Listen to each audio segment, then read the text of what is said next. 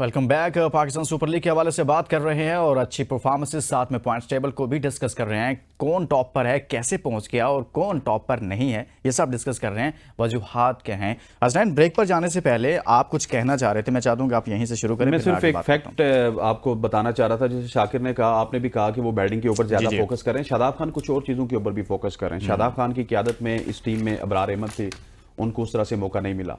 ठीक है, अब साद की बात करना चाह रहे हैं। शादाब खान की क़यादत में एक लड़का था जो आज सिस्टम में मौजूद नहीं है, मुबस्सिर खान।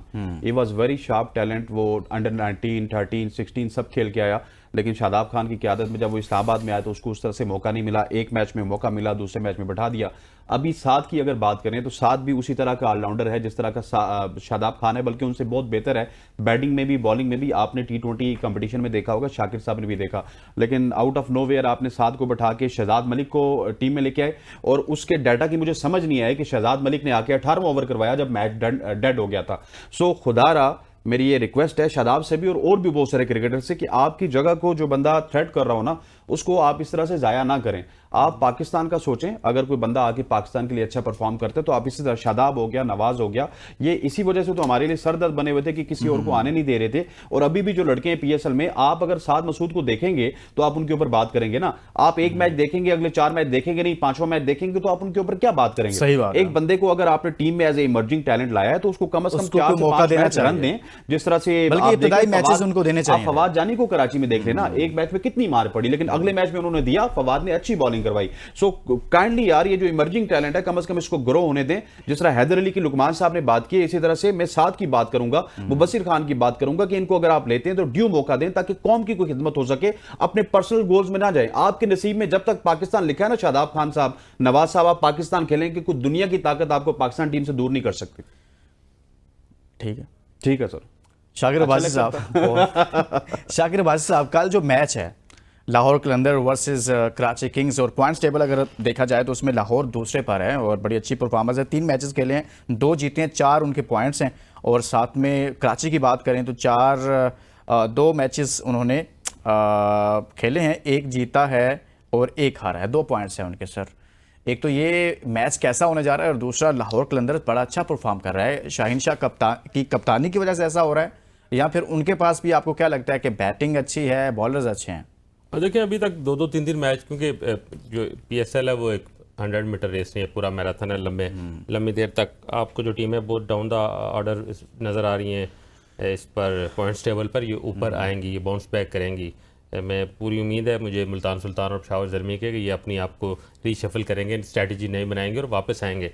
लाहौर कलंदर का जो सबसे इस टूर्नामेंट में जो उनका बेनिफिट है ना, जो सबका उनका जो प्लस पॉइंट है, उनके दोनों ट्रम्प कार्ड चल पड़े हैं। फ़खर जमान बैटिंग में चल पड़ा है, शाहीन शाह अफरीदी ने बॉलिंग में वो अपनी वही जो कार्ड थी उसकी, जो उसकी शनाख्त थी, उसमें अभी तक वो कामयाब है और ये बड़ी ज़बरदस्त बात है। यही चीज़ लाहौर के अंदर, आप कह रहे हैं मुल्तान अगर 5वें नंबर पर है तो वो भी ऊपर आने की पोजीशन में है, ऊपर आ सकता है। इवन 6ठे नंबर पर जो पेशावर ज़ल्मी है वो भी ऊपर आ सकता है, क्योंकि अभी बड़े मैचेस अभी तो आगाज हुआ है, अभी आगाज है। और लेकिन ये जो टीम, जिस तरह इस्लामाबाद यूनाइटेड को जो स्टार्ट मिल गया, इज अ ड्रीम स्टार्ट, आप डिफेंडिंग चैंपियन हो, बाकी टीमों और अच्छा, लाहौर की परफॉर्मेंस को कैसे, मैंने आपसे सवाल किया था कि लाहौर दूसरे नंबर पर है और 4 पॉइंट्स के साथ है।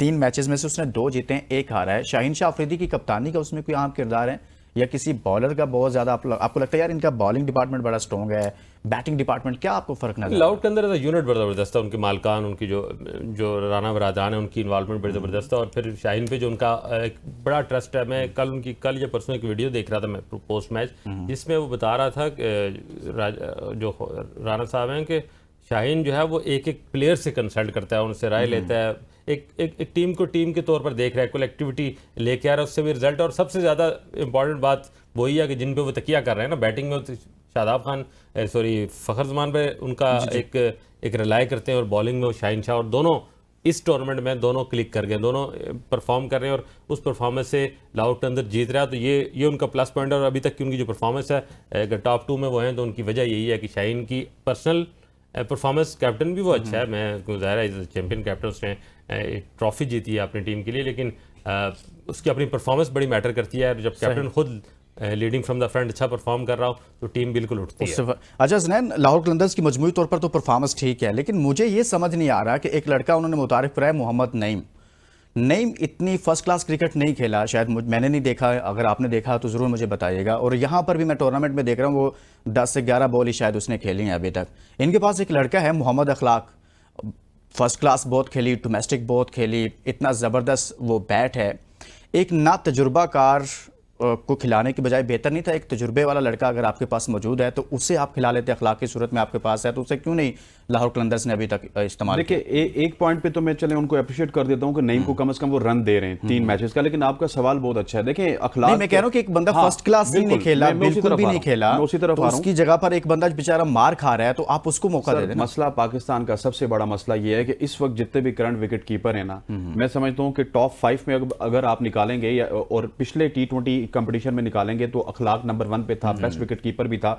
मसला ये है कि उसको क्यों मौका नहीं मिलता, क्योंकि शायद वो PR कैंपेन अच्छी नहीं चलाता, उसके ऊपर मीडिया में बात नहीं होती, मीडिया वाले उसके ऊपर बात नहीं करते। हालांकि इसी लाहौर कलंदर ने उसको ग्लोबल सुपर लीग खिलाई, फिर पाकिस्तान टीम की जानिब से हांगकांग सुपर 6 खेली जहां पे आसिफ अली आउट हुआ, फहीम अशरफ आउट हुआ, आपकी आधी टीम आउट होगी, अखलाक तने तनहा वहां पे खड़ा रहा और अगर वो 3-4 गेंदे और खेल जाता तो आपके पास 100 स्कोर होता, आप हांगकांग 6 का फाइनल जीत सकते थे। लेकिन अनफॉर्चुनेटली अखलाक एक ऐसा मटेरियल है जो पाकिस्तान को किसी भी फॉर्मेट में वो अच्छे से सर्व कर सकते हैं। बहुत अच्छी पावर रेटिंग करते हैं, मेंटली बहुत स्ट्रांग है, पावर रेटिंग। और जिस तरह के प्लेयर्स आप ढूंढ रहे हैं, मैंने देखा उनको खेलते हुए, जिस तरह के प्लेयर्स आजकल आप ढूंढ रहे हैं यार पावर हिटर्स के लिए, आपने वहां पर एक कैंप लगाया हुआ था अब्दुल रज़ाक की ज़ेरे निगरानी, ये वो क्या कैंप करने जो परफॉर्म कर रहे हैं आप उनको तो मौका दे दें। देखिए ना वो आप जितने मर्जी कैंप लगा, अच्छा आप इस तरह से जब भी अखलाक जैसे टैलेंट को डिस्करेज करेंगे ना, फिर कोई भी बंदा फर्स्ट क्लास नहीं खेलेगा।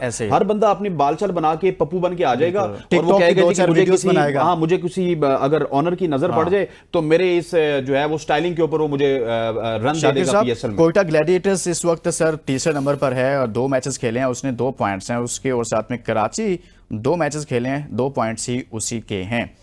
इन दोनों टीमों को कैसे देखते हैं? देखिए कोयटा ग्लैडिएटर के पास इस बार नया कैप्टन है और उसने पहले मैच में खुद परफॉर्म किया, मैच जीता, बड़ा एतमाद के साथ प्रेस कॉन्फ्रेंस के लिए भी साउथ के खुद आ गए थे, लेकिन उसके बाद हमें नज़र नहीं आए। मैं समझता हूँ कि कोयटा ग्लैडिएटर्स की जो ऑनर, मतलब आप अगर उनके ऑनर की बात करें तो उनकी एक लेगेसी है 30-40 साल की क्रिकेट के साथ। इवन हम जब आपने सरफराज का इंटरव्यू किया तो उसने बताया कि मैं बच्चा उनके पास आया था और आज तक उनके साथ जुड़ा हूँ, तो वो एक फैमिली क्रिकेट फैमिली है। उन्होंने जो उनका जो है ना एक कल्चर है क्रिकेट का, तो वो तो एक प्रॉपर मैं समझता हूँ कि उस ऐसी टीम जिसका ऑनर भी क्रिकेट पहले से जुड़ा हुआ था क्रिकेट से, वो टीम आपको किसी भी टाइम भी सरप्राइज दे सकती है। और अभी क्योंकि इब्तिदा है, एक मैच उन्होंने जीता हुआ है, मैं समझता हूँ कि जितना उनका एक स्ट्रॉन्ग है, थोड़ा सा अगर हिम्मत कर लेंगे, शुएब मलिक को 2 मौके दे लिए, अब उसकी जगह कोई आप कह रहे हैं कि जो दूसरा हफ्ता शुरू हो रहा है PSL का, नसीब को नाफे को ट्राई कर लें। अच्छा है कि हसन नवाज को थोड़ा सा रन दें उसको, क्योंकि वो अब इंटरनेशनल खेल के आया, एक मैच में परफॉर्म किया है, वो भी एक ऐसा किसी भी मैच में जहां वो चल गया तो वो अकेला मैच को पार लगा देगा। थोड़ा सा मुझे लगता है कि जो उनका उस्मान तारिक का एक सेटबैक आ रहा है, क्योंकि एक दफ़ा रिपोर्ट हो गया कहीं वो उसको कहीं बाहर ना बिठा देंगे, दूसरी दफ़ा रिपोर्ट अगर हो गया तो शायद उससे फिर तो ICC के मामला जो हैं वो ये थोड़ा सा एक सेटबैक है उनके पास। सरफराज अहमद की सूरत में एक बड़ा दिमाग जो है वो डगआउट में मौजूद है, आमिर का तजर्बा वहाँ मौजूद है, तो आप उस टीम को बिल्कुल राइट ऑफ नहीं कर सकते। वो किसी भी टाइम आपको शायद अगले अगर 3 मैच हुए हैं तो 6 मैचेस के बाद क्या होता है वो टॉप 2 में आपको नजर आए, इतना पोटेंशियल कोयटा में है। कराची और कोयटा पर बात करेंगे, हसनैन लियाकत का पॉइंट ऑफ व्यू भी जानेंगे, लेकिन एक ब्रेक लेंगे। ब्रेक के बाद जब वापस आएंगे तो मजीद बात करेंगे, क्योंकि कराची किंग्स के पास हैं डेविड वार्नर, और वार्नर बड़ा नाम है, आप सब जानते हैं। एक ब्रेक के बाद